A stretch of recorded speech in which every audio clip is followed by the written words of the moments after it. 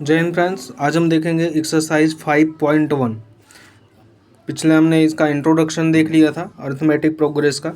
अभी देखेंगे question number first दिया है, in which of the following situation does the list of numbers involve make an arithmetic progress and why. कि ये arithmetic progress है और क्यों है, ऐसा पूछ रहा है। तो सबसे पहला क्वेश्चन दिया गया, the taxi fare after each kilometre when the fair is ₹15। मतलब एक टैक्सी है जिसका फेयर जो है 1 किलोमीटर मतलब का 15 रुपया है। कितना रुपया? 15 रुपया है। और क्या कह रहा है कि for the first kilometre and ₹8 for each additional kilometre. और अगर इससे ज़्यादा, मतलब फर्स्ट किलोमीटर के लिए 15 रुपया है, इससे ज़्यादा जितना किलोमीटर चलता है उसमें 8 रुपया जुड़ जाता है। मतलब अगर सेकंड किलोमीटर जाएगा तो क्या हो जाएगा प्राइस? 15 + 8 23। थर्ड किलोमीटर जाएगा तो क्या हो जाएगा? 23 + 8 31। तो क्या 15, 23, 31 ऐसा। तो इसको हमें देखना है कि क्या ये अर्थमेटिक प्रोग्रेस है कि नहीं। अर्थमेटिक प्रोग्रेस डिफरेंस सेम होना चाहिए। हमने बताया था कि डिफरेंस सेम होना चाहिए। तो डी की वैल्यू निकालेंगे। डी की वैल्यू क्या होती है? A1 - A या A2 - A1। तो यहाँ से देखेंगे 23 - 15 कितना आ गया? 8। 31 - 23 कितना आ गया? 8। डिफरेंस इसका सेम है, डी की वैल्यू जो है सेम है। So it is a arithmetic progress. यह एक अर्थमेटिक प्रोग्रेस है।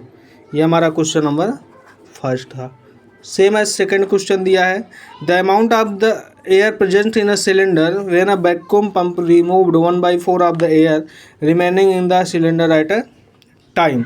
यहाँ पे कितना सिलेंडर है उसका दिया नहीं है, तो हम मान लेते हैं 64 है। अगर हम 64 इसको सपोज कर लेते हैं कि ये 64 है, तो हमें आगे का जो भी है कैसे सॉल्व करेंगे? 64 तो 1/4 बोल रहा है, रिमेनिंग कितना आ जाएगा? 16। तो 64 - 16 करेंगे, कितना आएगा? 48। अभी हम 48/1/4 कितना आएगा? 12। तो 48 - 12 करेंगे, कितना आ जाएगा? 36। कैसा बन रहा है? 64, 48, 36 ऐसा। तो क्या ये जो है डी की वैल्यू अगर सेम आएगी, मतलब 64 - 48 करेंगे, सॉरी A2 - A1, 48 - 64 अगर हम करेंगे तो माइनस का 16 आ रहा है। और 36 - 48 करेंगे तो माइनस का 12 आ रहा है। मतलब कॉमन डिफरेंस जो है डी की वैल्यू जो है वो सेम नहीं आ रही है। और अगर कॉमन डिफरेंस सेम नहीं आता है तो ये अर्थमेटिक प्रोग्रेस नहीं है। यहाँ हम लिखेंगे it is not an arithmetic progress. It is not an arithmetic progress. ऐसे ही दो क्वेश्चन जो आगे हैं आप सॉल्व करेंगे, इसका आप स्क्रीनशॉट ले सकते हैं अगर चाहिए तो। आइए क्वेश्चन नंबर 2 देखते हैं। नेक्स्ट पेज पे लिया है कि right first 4 terms of the AP when the first term A and the common difference D are given as follows. कि फर्स्ट 4 टर्म्स लिखने हैं AP के, जबकि इसमें हमें पहला टर्म और डिफरेंस दिया हुआ है। पहला टर्म और डिफरेंस दिया हुआ। पहला क्वेश्चन देखते हैं, =10 दिया हुआ पहला टर्म और डिफरेंस कितना है? 10 है। तो दूसरा टर्म क्या हो जाएगा? A1 = 20, A2 = 30, A4 = 40।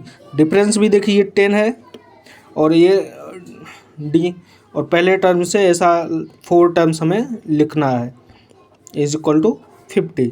ये हमारे 4 टर्म्स हो गए। डिफरेंस भी 10 है। सेम ऐसे ही A = -2 दिया है, D = 0, तो A1 = -2 हो जाएगा, A2 = -2 हो जाएगा, A3 = -2 हो जाएगा। ये डैश -2 ही आएगा, -2 हो जाएगा। A5 = -2 हो जाएगा। ऐसा सेम डिफरेंस, 0 डिफरेंस दिया हुआ है तो सेम चीज़ें लिख देंगे। ऐसे ही सेम तरीके से थर्ड देखते हैं, A = 4 और D की वैल्यू कितनी दी है? -3। तो यहाँ से A2 = क्या हो जाएगा? -3 है, तो 4 - 3 कितना हो जाएगा? 1। और 1 में से -3 करेंगे, ऐसे ही 1 - -3 सॉरी, इसमें से अगर हम इसका डिफरेंस निकालेंगे तो 1 से 0 हो जाएगा, -1 जाएगा, -2 जाएगा, इस हिसाब से जाएगा। ऐसा है 4 टर्म।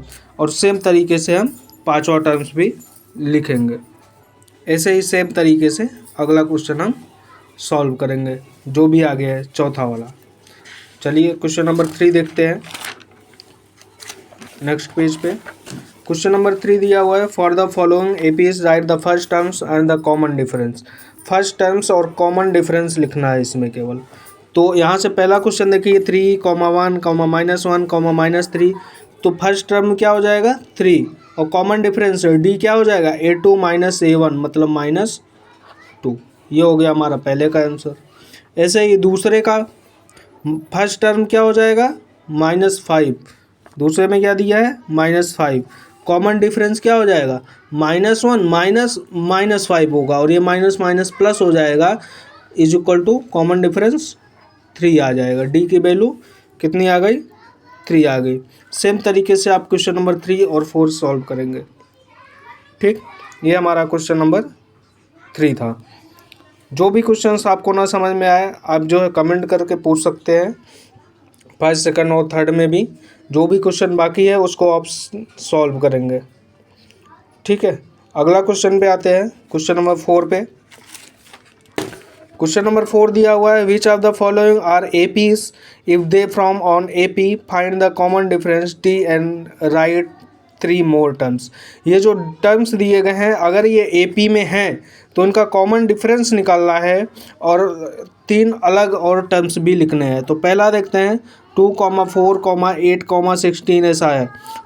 तो कॉमन डिफरेंस कैसे निकालेंगे A2 - A1 क्या आ जाएगा 4 - 2 इज इक्वल टू 2। दूसरे का निकालेंगे A3 - A2 क्या आ जाएगा 8 - 4 इज इक्वल टू 4। तीसरे का निकालेंगे D की तो A4 - A3 क्या आ जाएगा 16 - 8 इज इक्वल टू 8। तो ये कॉमन डिफरेंस तो सेम है नहीं, और कॉमन डिफरेंस अगर नहीं सेम है तो it is not an AP. तो ये जो है एपी टर्म्स नहीं है, ये एपी टर्म्स नहीं है।